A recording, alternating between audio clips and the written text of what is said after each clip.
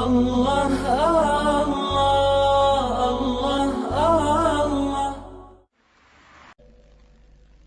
کہ ایک آدمی کا مقدمہ تھا، لیکن درمیان میں جمنا دریا پڑتا تھا۔ اسے پتہ چلا کہ دریا کے کنارے بزرگ رہتے ہیں، ادھر بھی اور ادھر بھی۔ تو وہ گیا، مگر پانی طغیانی پہ تھا، سیلاب تھا۔ تو وہ اس بزرگ کے پاس آیا، حضرت مجھے کچھ ہیلپ کیجئے کہ میں دریا سے گزر جاؤں، کشتی بھی نہیں ہے اور جانا بھی ضروری ہے۔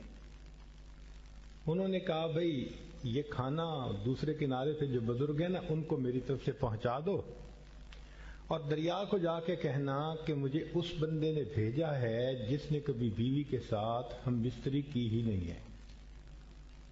وہ حیران ہو گیا کہ بچے تو پھر رہے ہیں، باتیں کیا کر رہے ہیں۔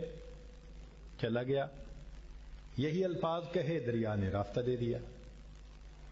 اب دوسرے بزرگ کے پاس گیا، اپنا کام کیا، انہوں نے ان کے سامنے بیٹھ کے کھانا کھایا۔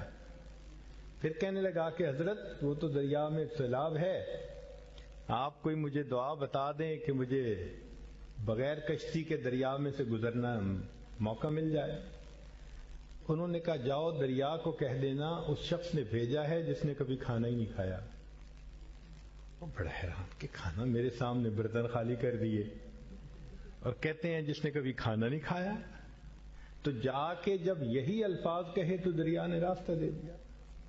اب وہ پہلے بزرگ کے پاس آیا، کہنے لگا حضرت آپ نے فرمایا تھا کہ اس شخص کی طرف سے تجھے پیغام کہ جس نے کبھی بیوی کے ساتھ ہم بستری ہی نہیں کی، اور قدرتاً یہ بات کرتے ہوئے آواز اونچی تھی اور بیوی پردے میں سن رہی تھی۔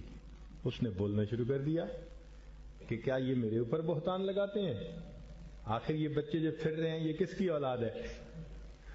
تو انہوں نے کہا کہ دیکھو میں نے جب بھی ہم بستری کی نیت یہ کی کہ اس کا حق ہے میرے اوپر شریعت کی روح سے، میں اس کا حق ادا کرنا چاہتا ہوں۔ میں نے کبھی اپنی لذت کی نیت ہی نہیں کی۔ تو اگرچہ میں اس عمل سے گزرا مگر ایسے جیسے میں نے عمل کیا ہی نہیں ہے۔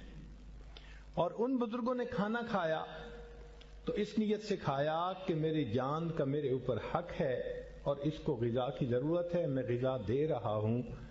انہوں نے انجوائے کرنے کی نیت سے کھانا نہیں کھایا، ایسا ہی ہے انہوں نے کھانا کھایا ہی نہیں۔ تو نیت کے ٹھیک ہونے سے آپ سوچئے عمل کی کتنی ترتیب بدل جاتی ہے۔ علماء نے لکھا ہے عورت گھر میں کھانا بنا رہی ہے، اب وہ شوربہ بنانے کے لیے پانی ڈالنا چاہتی ہے، تو وہ صرف نیت کر لیتی ہے کہ ہو سکتا ہے کوئی مہمان آ جائے، اور ایک گھونٹ پانی صرف وہ زیادہ ڈال دیتی ہے اس نیت کے ساتھ اگرچہ اس گھر میں کوئی مہمان نہ آیا، اس عورت کو مہمان کا کھانا پکانے کا ثواب مل جائے گا۔ تو نیت بہت اہم ہے، اس کے اوپر انحصار ہے اعمال کا۔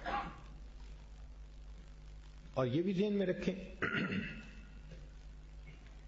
کہ بسا اوقات انسان عمل کرتا ہے بغیر نیت کے، اس کا ثواب نہیں ملتا۔ مثال کے طور پہ ایک بندہ عشاء کے وقت کھانا کھائے اور اگلے دن کھانے کی فرصت ہی نہ ملے، اور وہ مغرب کے بعد کھانا کھائے تو اس کو روزے کا ثواب نہیں ملے گا، حالانکہ اس نے سارا دن نہ کھایا نہ پیا نہ بیوی کا مسئلہ۔ تو حالت تو دیکھنے میں روزے دار والی تھی، لیکن نیت روزے کی تو نہیں تھی نا۔ تو نیت کے نہ ہونے کی وجہ سے اگرچہ عمل نظر آتا ہے مگر اس کا ثواب اس کو نہیں ملے گا۔ نیت ہونا ضروری۔ اب اس کی ذرا تفصیل سنیے۔ اکثر و بیشتر لوگوں کی عادت ہے کہ رات کو سوتے ہوئے اپنے کپڑے بدل کے سوتے ہیں، نائٹ سوٹ پہن لیتے ہیں۔ چنانچہ جو آدمی عادتاً ایسا کر لے اس کو ثواب نہیں ملتا، اس لیے کہ اس نے عادت کی وجہ سے ایسا کیا۔ ہاں کوئی بندہ اگر وہ پہنتے ہوئے نیت کرے کہ نبی علیہ الصلوۃ والسلام کی عادت مبارکہ تھی آپ رات کو کپڑے بدلا کرتے تھے، میں اس لیے کپڑے بدل کے سو رہا ہوں، اب کپڑوں کا بدلنا اس کے لیے عبادت بن جائے گا۔ تو ہم اپنی عادت کو عبادت بنانے کی کوشش کریں۔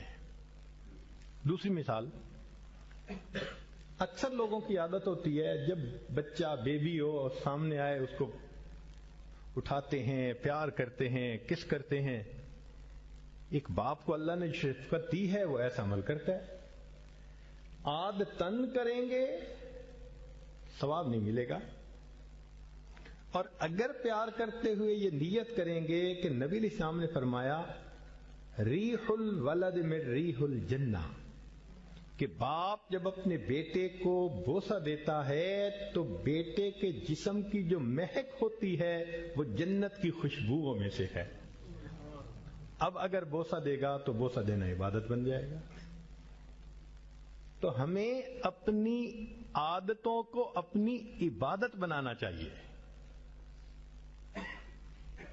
اور جو کام بے نیت کے ہم کرتے ہیں ان میں نیت کرنی چاہیے۔